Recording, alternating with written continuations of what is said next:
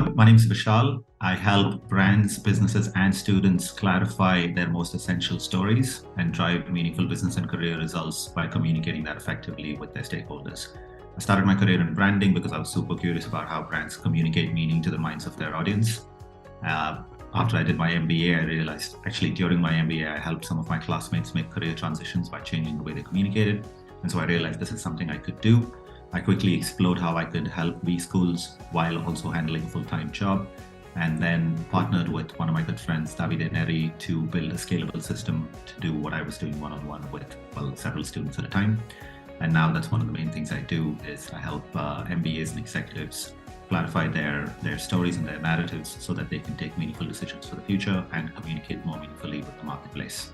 And I've worked with SADE, ESA, LBS, IMD, Bocconi, and Warwick Business School so far. A career narrative is essentially a story that can be held together by a central theme, which allows you to make sense of your past career, but it also allows you to communicate that sense to the people that you meet.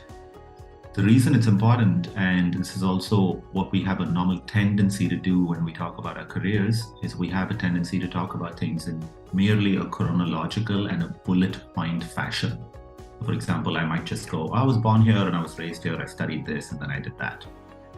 But that doesn't necessarily communicate the core meaning of your career for me as an audience so far. So a meaningful narrative is one that distills your career so far into a singular core meaning, which can then hold it together, and then you can communicate that meaning to the people that you meet, but you can also use that core meaning to take more meaningful decisions for yourself. Yeah, that's a vital question. I would say the most important building blocks of a meaningful career narrative are, one, what are your strengths and your skills? So essentially, what can you bring to the table? The second one is, what are your values and what sort of environments are you more likely to succeed in? What sort of environments are you more likely to be fulfilled by? That's the second one that's vital as well. And the third one is having some sort of long-term view of your future, knowing what direction you want to go into, because a narrative stitches all these aspects from your life. It's what you've done before, which allows you to know what you're good at, so you can communicate that to recruiters and you can tell them that this is what I bring to the table. Knowing your values, so identifying what sort of managerial styles, what sort of work cultures are going to help you thrive. And finally, where do you see yourself going in the future? So what are the decisions that you need to be taking to actually head there? I would say those three are the big pieces of putting together a meaningful career narrative for oneself. I started originally doing one-on-ones with MBAs, but quickly found that that was not a scalable strategy. So I roped in one of my dear friends, Davide Neri, to help me build a workshop system to scale it. And so what we do now is we have a series of workshops that we sell to business schools, specifically to the careers services departments in business schools. And depending on how much the school wants to work with us, or also depending on the extent of their needs, we either deliver one workshop or two workshops or a full journey.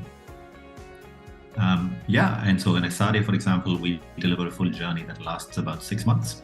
But in other schools in the past, for example, in LBS, it's been a one-day workshop. In IMD, we've done 2 weekend boot camps. So it really varies in terms of the actual delivery of it. But it's essentially a bunch of modular workshops that we build in the program, depending on what the school needs and what the school can accommodate into their own calendar as well. So actually, the modules are based on the 3 building blocks of a meaningful career narrative that we just spoke about. So the first module is called the superpower, where we help students identify their core transferable skills and then communicate that in a more meaningful way. So that, I would say, is the piece where we really get students to reframe their narrative. The second module is called My Personal Values, where we help students identify the values and therefore the cultures and managerial styles that they would thrive in, so that we can then use that to take more meaningful decisions. The third module is called the career vision, where we get them to think about their future 5-10 years down the line and take decisions for full-time jobs after graduation that sets them up for that. So these three modules work at the level of awareness and execution. But after that, we have a bunch of modules which are purely focused on execution. We also have a module on it's really simple. It's called an action plan, where once you've got the awareness of what you want to do, what are the steps you take to get there. We also have a module on how to deliver more effective stories during an interview. So this is where the work that I did with Davide really comes in, because one of the tricky things about figuring out your narrative is it's not something that can be done in a sort of lecture mode. So I can't really walk into a room of 80 students and tell them, what they need to do or what they need to think about. Instead, what we do is we create a bunch of exercises. So what we've done is we've created these peer conversation-based exercises, each exercise designed to identify a very specific part of the participants' narratives. And they essentially have these conversations with each other in little groups, where they then end up finding out their superpowers. They end up finding out their values, their future goals. And what ends up happening is that they end up becoming really tight-knit as a group as well, because they get to know each other very deeply. So through these exercises, they essentially shed light on some aspect of themselves, which, just because of the way the human brain is wired, it's a hard thing for us to see by ourselves, because it usually rests in a blind spot. But when we have a meaningful conversation with someone else, they have the capacity to shed light on some aspect of ourselves that we may not see directly. And so that's really what we've created as a system to do that for students. And then what they learn from the conversation, we give them a framework on how to apply that for either decision-making or communication. There's two new pieces, actually relatively new pieces, that we've added to our journey. One of them is the assessment center, which is a lot of fun, very intense couple of days, where we throw students into these behavioral simulations, which they are very likely to face during recruiting with companies in certain sectors. And so what happens in these simulations is, one, they get a sense of what awaits them when they go through the recruiting process. But two, we have to spin that and allow them to leave with some sort of clarity on what they can do during the time at the MBA to develop their own capacities, their competencies to achieve their own career goals. Because obviously when we do the assessment center simulations, we're not hiring anyone, we're not recruiting the students, they're already in the MBA. So we put a spin on it to help them develop their capacities. The second one is a piece that I developed recently, which is about storytelling for interviews. I realized that quite a few students don't have the skills on how to really organize the vast experience that they've had, to get that across to the recruiter in an effective and in an engaging way, because recruiters generally might have about 6 to 7 interviews a day.